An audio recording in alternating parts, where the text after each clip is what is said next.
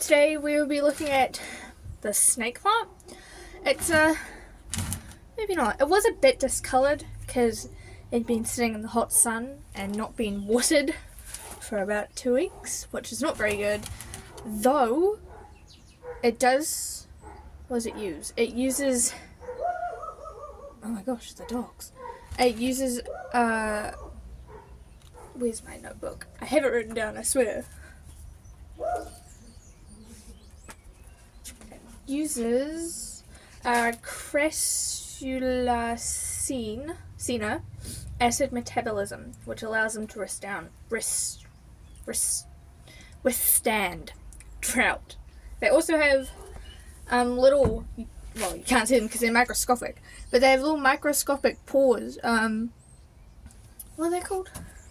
Are they pores? Yeah, microscopic pores on the leaves called stomatia, that are used for gas exchange, which if you did biology as a kid, then you should know what gas exchange is, because I did.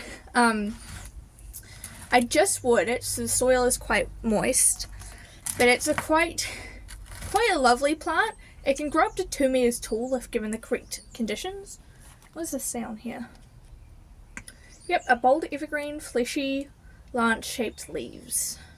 A hardy plant suits most soils except wet. Drought hardy, water occasionally. That's what that says. Even though actually, it does say of that family, I'm not sure if you can see it, but it was changed in like 2017 to a different family, which I'll, not sure why, but it's still sometimes known as that. It's also known as the mother's-in-law tongue. No idea why, but it is. And yeah, it does and can flower, but uncommonly out of its natural environment, though that can be replicated. It is native to the tropical West Africa, so it would be your choice, I guess, if you want to try and recreate that. But very vibrant green, though this one's a bit dull due to not being sitting in the hot sun without being watered, which I guess it's, yeah, just stuff that back in there. Very, very beautiful white strips. Not sure why they have that, but they do have very beautiful white strips. And yeah, what else? What else information have I written down about these?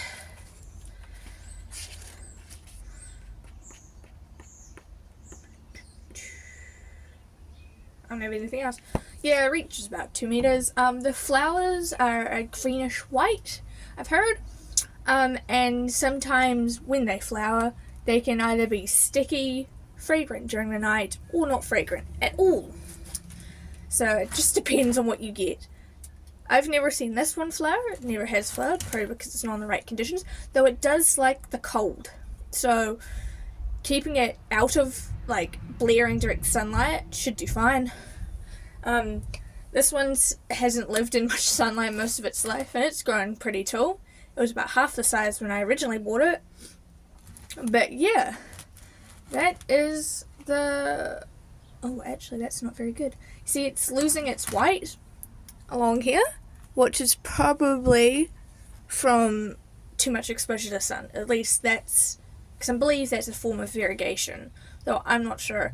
But in experience with variegation in succulents, too much exposure to sun will, like in spider plants, which I have one right here. It's a good example there. There is a leaf bug on my hand. Guys, meet a little...